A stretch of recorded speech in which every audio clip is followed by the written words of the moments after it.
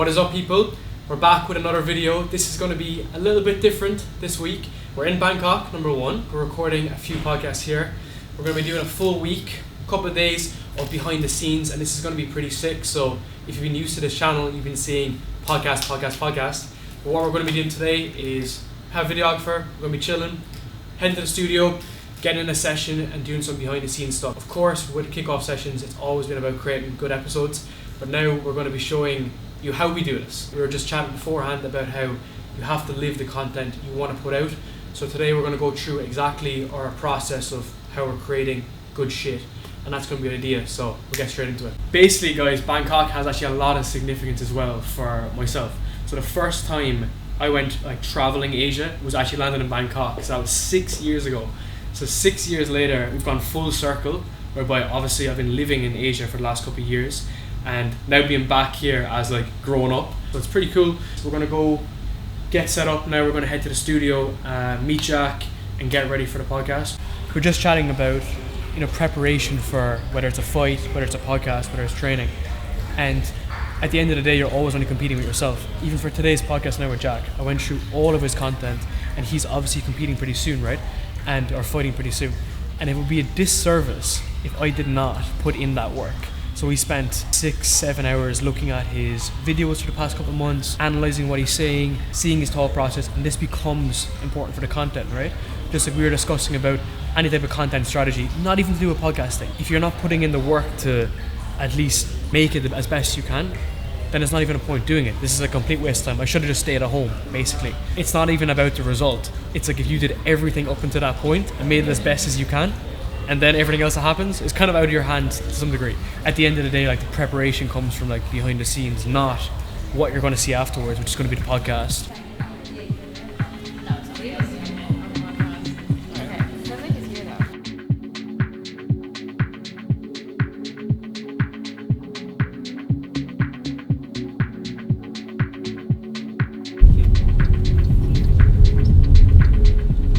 For every podcast, the whole idea is always to pull out 3 or 4 key topics you want to talk about. And I think this is a big issue that people get wrong, because they're basically going in there and either winging it or saying the same shit they were always doing. So for instance, my podcast with Jack, we want to pull out 3 or 4 high important, valuable topics. So even for today, what we want to try to do is pull out some of Jack's values, some of the personal stories, and then obviously tactics and techniques, right? We're trying to get people to listen, engage, and also implement the shit. You don't want to just leave that go. You want to come back to Bangkok. You want to create better episodes.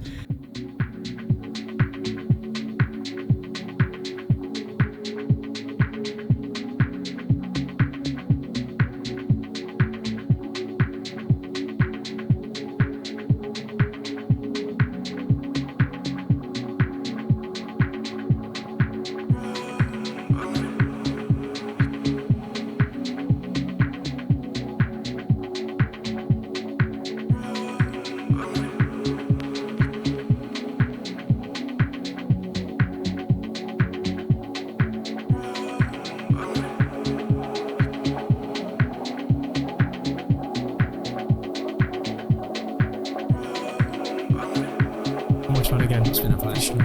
Thank you, man. Oh, man.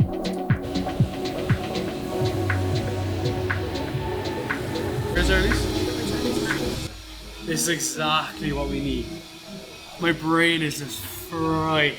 No food, no sleep, nothing. We're gonna chill, take it easy, and go again. And I think, to be honest, it's exactly what we need. I've had bread in 2 years. I don't know, I just eat fucking chicken and rice, man. That's basically what I just eat. Meet the fam. This is our recorder. How are you? You did a great job, much better than us. You look. Yeah. I came in and I thought, what's it doing there? Perfect. I got you a present. Oh, no way. Yes, sir. Now I have to be honest, I ate all the other ones, so I swear to God, I had 4 of them, and I couldn't eat this, I'm allergic to peanuts. Bro, this is power in a package. And I got you this. I feel like did you read that? No, this is on the list. That was it. Yeah. I got one for you, I got one for Jack, and then Jack was like, I read it, and I was like, I thought you didn't read it. Yeah. And then I was like, it's you. Pleasure, man. See you. It's all good, right? Living life. Sweet. With the way I see audiobooks, 2x speed. Yeah. okay, did I like that book? Is that worth me actually investing the time into reading that book? Do you know what I mean? And then if you like you said that, yeah, and then get it on Kindle, get it wherever else, and then right, I need to study that book. That's kind of the way I view it. Just get it out. So during like the pandemic and shit, obviously I was in consulting and I like hated my life. Yeah. So then I was recommended this book by Lex Friedman. It was on his reading list. Yeah. And then I was like, fuck it, I'll get it. And basically it just like completely changed me as an individual. This was the only, and bear in mind I've read like a ton of books, whatever, but like the biggest impact.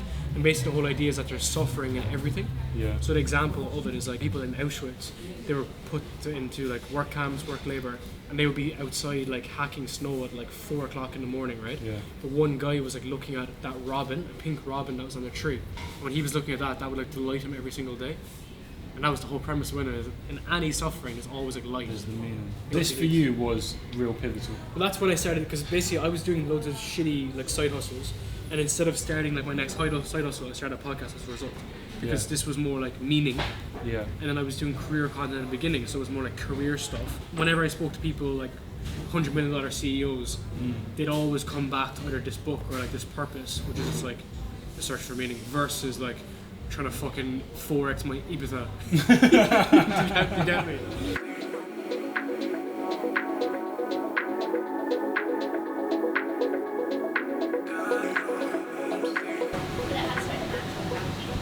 Natural caffeine.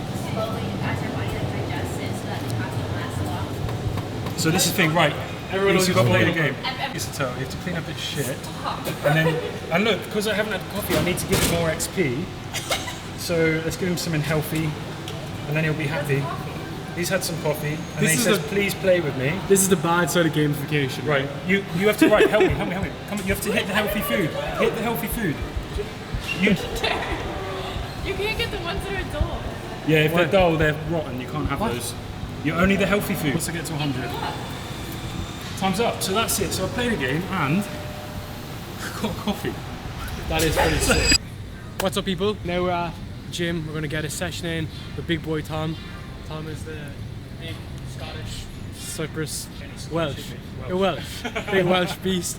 So what we're going to do is we're going to get a session in and just keep training. Like obviously the main priority during the week is recording. We've got all that out of the way.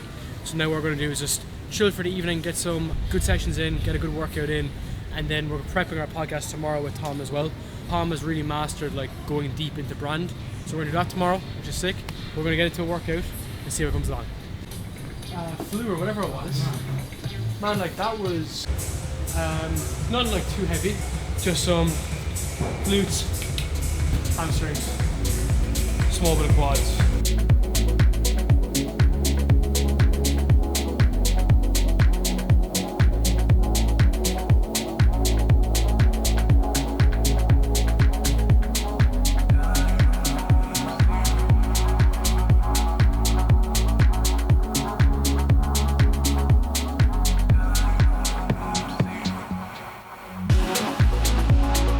Online world, you can make up wherever you are.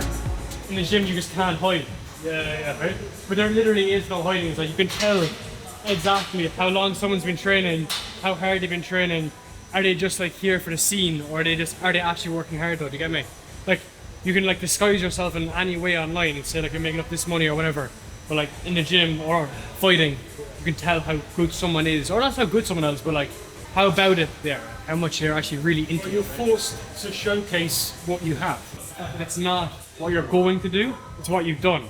So whenever you meet someone, they're like, oh, I'm going to build this business or I'm going to do this. Where it's like, what have you actually done? Which is like, we've been dieting for 5 weeks. Or you've been boxing for the last month. And that becomes really valuable to get me. Can't hide. I'm feeling it.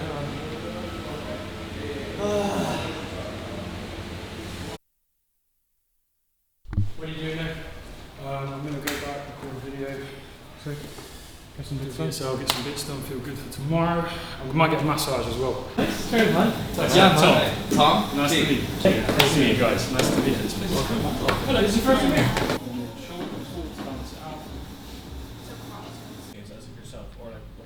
Yeah. It's just easy. It's just a super comfy. You can breathe just on whatever you're doing. What situation can you not wear a croc in? Funeral. You can't wear my funeral. They do black ones. I got like, this is yours. What's up, people? We're back for day 2 in Bangkok. We're doing our second recording of the day, and there's a shit ton of stuff going on. So we're down early in the studio getting stuff set up. Obviously, we're recording stuff for kickoff sessions, but that doesn't mean that the business stops. So we have a lot of stuff going on today, which is like every day. So right now, we're launching a series of new podcasts for clients. Similar like everything, you're just going to apply a lot of the same principles we do for existing podcasts and for our clients. So we're up early this morning with our US clients, making sure that things are working seamless. So we're going straight from getting those sessions done into recording today. And tonight as well, we have a few closing calls to bring in new clients. And a big thing that we're trying to focus on our agency is not bringing in new clients all the time. It's about making our existing work matter, make it better. So we're only looking to bring on 1 or 2 clients. So we're doing a lot of vetting at the moment. We have a lot of late calls. So it's important to get shit done. So we're going to get set up and get going. Some people don't understand or may not know about kickoff sessions is that I started 3 years ago, a $60 microphone from Amazon, which was like the shittest thing ever. And I also had a money back guarantee in case it didn't work out. So I was so afraid that it wasn't going to work out. So I recorded the first 5 podcasts and they're pretty good. I was shit, but my guests were good. And then we released those. And the biggest thing for me was the fact that I felt annoyed that I wasn't good at it, but I knew that I could get better. So it's kind of like if you picked up any sport and you're like, it's not feeling good, it's not doing well, but you're sticking with it. And that's what got me into like my 10 episodes and 20 and 30. But I think what's funny is the fact that I never kind of thought of having like these setups. So like really professional cameras and whatnot. I was just focused on getting like small things better. So a big thing that I try to focus on is instead of going from 0 to fucking hero, is change how your cameras look, change how your mics look, change how your background looks, change your questions, change your content, right? So that's kind of a lot of the lessons that I've been able to learn and bring into our business too. Because even when we work with new people, they want to go from 0 to hero, right? We still want to get it quick wins and so on and so forth. But when you're in it for a long run, like I'm only 3 years into this, we see the changes. So you try to like extrapolate and think what can happen in a decade, right? And that's kind of what it's all about.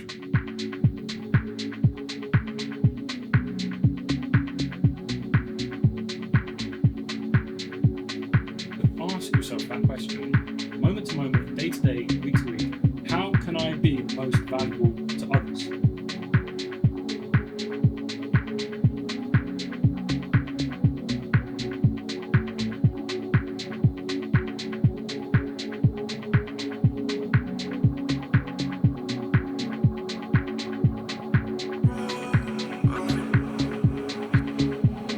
Thank you, man. I appreciate this. I appreciate you. You're a legend, and yeah, look forward to following you. Many more come in the future. Yes.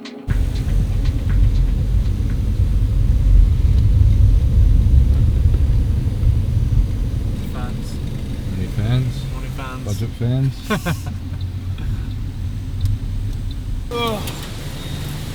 Alright, where are we going? We're getting some food. I'm so hungry. Right,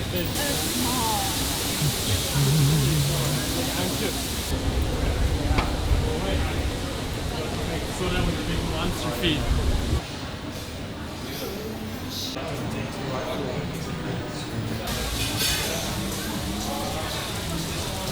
Yeah, you want to look already?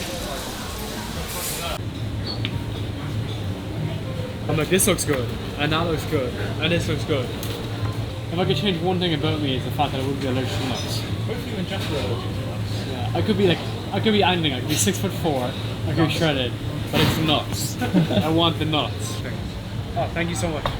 I guess you're gonna have to tell me how we're gonna utilize this. Unbelievable. It's like sweet. So that's why I can only do like a few things, because if I try to do loads of shit, I'm kind of shit at all of them, versus trying to be really great at 1 or 2 things. Eye mask and earplugs. So it's digital technology. So because we were the Apple school, it was lucky I got to be creative with them, which is when I realised that school is basically training kids to be good workers. That's the point of school. Train you to listen, shut up and be a good worker. Here's some tools that you're going to need to be a good worker. And like I would get to the point with the kids where I'd be like, look, you know this is bullshit. I know this is bullshit. Just do it for 20 minutes and then like you can flick around on that game. Like work, reward. And those kids always worked really well because they were like, oh, Mr. Garner is just going to, like, if we do what we're told, we can then kind of like buy back a bit of time. Whereas the kids who like would mess around or make my life difficult, they hated me. You said that it trains you to be a good worker. I think that it's because of the fact that it's not training you to focus on the outcome, it's training you to focus on the output. So if you're teaching kids to like, okay, do this lesson for 20 minutes and then you can have fun, that's what an employee does, right? They do their task and execute. Whereas like an entrepreneur doesn't get paid for what he does, he gets paid for the outcome of what he does. And like that's the biggest like shift when anyone moves into the online space, is that they're like, oh, I just did loads of work. It doesn't make a difference, right? Whereas like when I worked in investment banking or consulting, if I did loads of work, well, I can take my 20 days off vacation, right? And that comes from school as well, because you do loads of work, you go in, you do the tests, so on and so forth, you do the assignments. Yeah, there's a result at the end of it, but it's not like you live or die based on the outcome, right? You just have to do it, and then you get different grading and different opportunities as a result. How do you feel after the podcast, Tom? I'm happy to spend time with Darren. He's a great guy. I hope it was good though as well, you know what I mean? You're happy with it. Obviously, you came straight in with a question. I was like, motherfucker, like, That's part of it though. straight away. But that's all part of it. Didn't even It's say like, hello. The way Didn't even compliment my hair. So, you like, have to say go I'm straight looking in. nice. You have to go straight in. That's how we met. Was it? How many kids do you want? Yeah. No, but like literally, man, I think that's the biggest problem with podcasts, because it takes so long to get into it. Yeah. So some guys are like, oh, like what's your background and all this bullshit.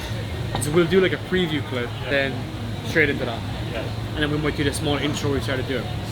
So like, there's no need for you to introduce yourself. You know what I mean? Have you ever watched Tim Ferriss's podcast? I've listened to it. Yeah. He like, well, in general, like watch this, and he's the best interviewer in the world.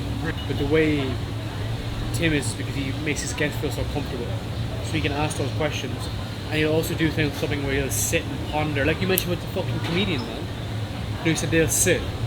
So he will do an interview with like Peter Attia, and Peter Attia will be like, oh, da da da, like here's how your body works, da da da. And then Tim will sit there and he'll do something unbelievable. He'll just sit and he'll be like, huh.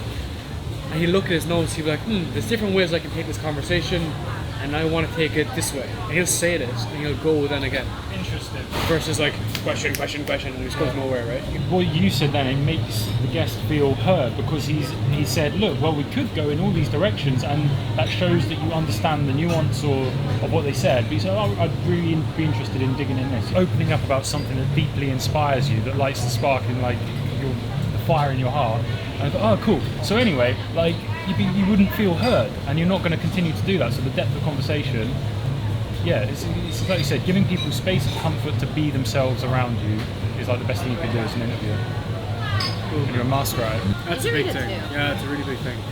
Especially with people like, so you might have something you want to ask someone, but it has to be contextual, right? So like an example is like, AI is taking over the world, so how are you preparing for it? Versus, how do you prepare for AI? Oh yeah, there's all this other shit going on. And that's a fucked up question. Yeah. So bad. So you see Chris Williamson, he'll ask a clear, succinct, concise question that makes a million people listen very closely to what he's saying. Because he knows that like what's focal is causal, he can just focus on that question. That's it. Versus like, how did you feel about that? What did you do? And what did you do with this? It doesn't work as effective then.